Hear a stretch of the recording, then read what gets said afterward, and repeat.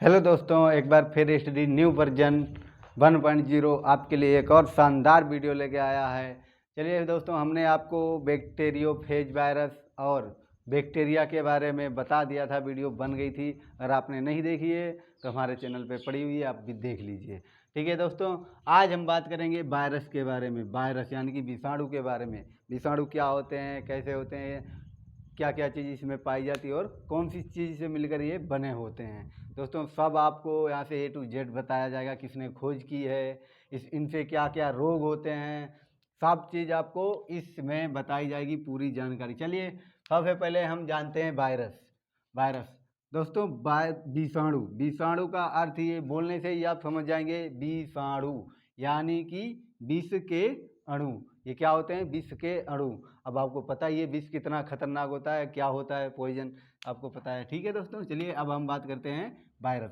Virus की खोज रूसी वैज्ञानिक इवानोवस्की ने सन 1892 ईस्वी में तंबाकू की पत्तियों में की थी।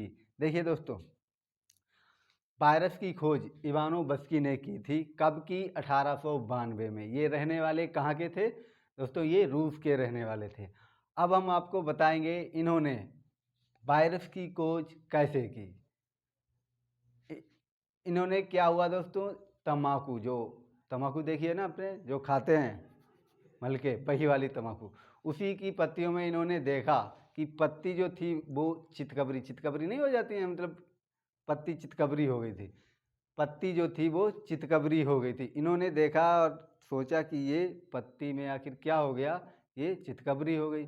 तो पहले तो देखते रहे, इनके समझ में नहीं आया। फिर इन्होंने क्या किया कि वो पत्ती ली और उसे पत्तियां ली वो, और पत्तियों को खूब पीस लिया, उनका रस निकाल लिया। रस निकाल के अब उसे छान के दूसरी जो सही पत्तियां थीं उन पे लगा दिया। अब जब दोस्तों इन्होंने सही पत्तियों पर लगाया तो इन्होंने कुछ दिनों बाद देखा वो पत्तियां भी चितकबरी हो गई। यानी कि जो पहले जो पत्ती थी जिन्हें तोड़कर लाए थे, संक्रमित जो थी, उनको सही वाली पत्तियों में लगाया, वो भी क्या हुआ, वो भी संक्रमित हो गई, यानी कि वो भी चितकबरी हो गई। तब इन्होंने देखा, माइक्रोस्कोप द्वारा इन्होंने देखा और कहा अरे ये क्या है, ये तो बैक्टीरिया से भी छोटे छोटे जीव है, सूक्ष्म जीव हैं। क्या है? वायरस। वायरस क्या है दोस्तों, इनमें जो सूक्ष्म जीव है ये बैक्टीरिया से भी छोटे छोटे इसमें सूक्ष्म जीव होते हैं। ठीक है दोस्तों, उन्हीं से मिलकर बने होते हैं, वही हैं ये सब चीज़ें, आपको बता दें। ठीक है, इतना पता चल गया होगा कैसे खोज की, कब की। इवानोवस्की ने की 1892 में तंबाकू की पत्तियों से, और ये रहने वाले थे रूस के। ठीक है दोस्तों, अब विषाणु का अध्ययन विषाणु विज्ञान या वायरोलॉजी में करते हैं। ठीक है दोस्तों, अब विषाणु यानी कि वायरस के बारे में आप जिसमें भी पढ़ेंगे वो क्या कहलाएगी? विषाणु विज्ञान या वायरोलॉजी कहलाएगी। दोस्तों इतना ध्यान रखना, कभी कभी पूछ दिया जाता है दोस्तों। ठीक है, अब हम देखेंगे कि ये जो वायरस होते हैं ये किसके बने होते हैं, इनमें क्या क्या चीज़ होती है, किससे मिलकर बने होते हैं। ठीक है दोस्तों, चलिए। वायरस प्रोटीन एवं न्यूक्लिक अम्ल के बने अविकल्पी परजीवी हैं। ठीक है दोस्तों, काहे के? प्रोटीन के दोस्तों, इनमें प्रोटीन का प्रोटीन पाई जाती है। जैसे कि मान लिया ये है, ठीक है। अब इसमें क्या है? ये आवरण है। क्या है? आवरण है दोस्तों, ये आवरण है। इसमें एक चेन पाई जाती है, ये वाली, ऐसे करके।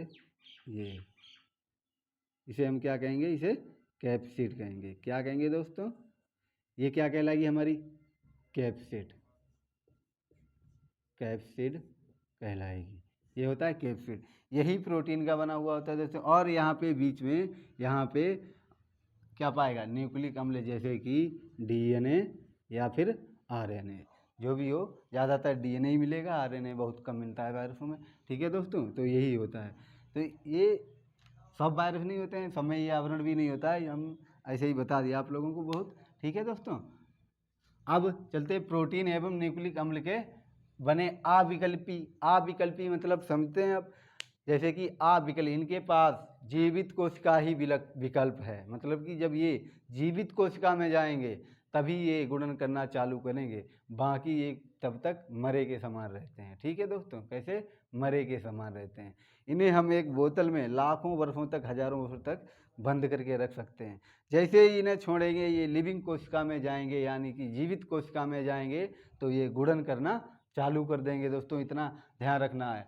अविकल्पी परजीवी, परजीवी का मतलब होता है जो दूसरों पर निर्भर करते हैं। अब वायरस क्या है, ये दूसरे पर ही निर्भर है, यानी कि लिविंग सेल, जीवित कोशिका पर। जब इसे जीवित कोशिका मिलेगी, इसका होस्ट मिलेगा, तब वहीं पे जाके ये गुणन कर पाएगा, तब तक ये आराम से मरा ही समझो इसे।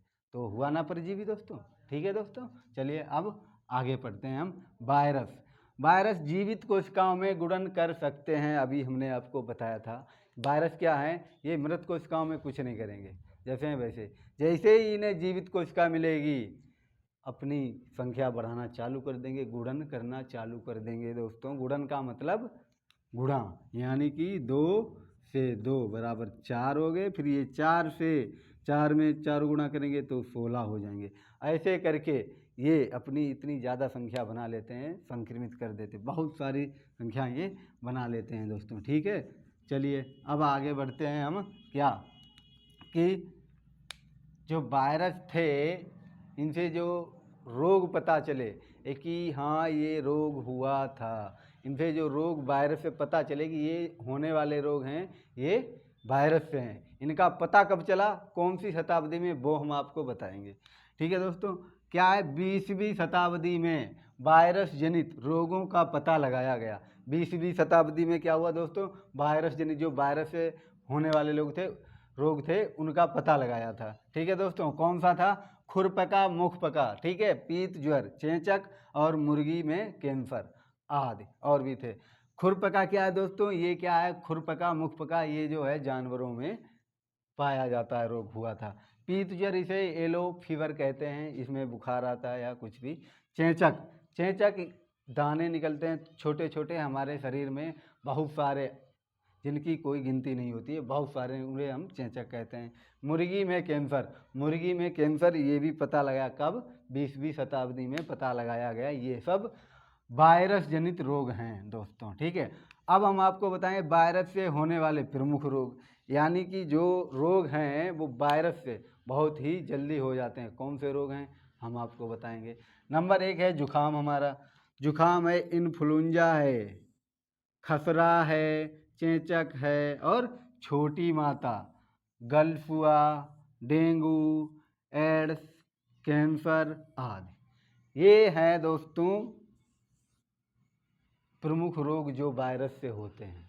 ठीक है दोस्तों, जुखाम जिसमें सर्दी जुखाम हो जाती है, इन्फ्लुएंजा, खसरा, खांसी वगैरह, या चेचक जो अभी हमने बताया था, छोटे छोटे दाने हमारे पूरी बॉडी में निकलने लगते हैं। और चेचक, छोटी माता भी हमने आपको बताया, छोटे छोटे दाने निकलते हैं, बिल्कुल छोटे छोटे बॉडी में हर जगह निकलते हैं, वो छोटी माता। गलफुआ जब हमारे गाल के नीचे यहाँ, यानी गाल बड़े हो जाते हैं, फूल जाते हैं पूरे, और बहुत दर्द होता है, वो गलफुआ होते हैं दोस्तों। डेंगू में क्या होता है, बुखार आता है, बहुत तेज आता है नहीं दोस्तों।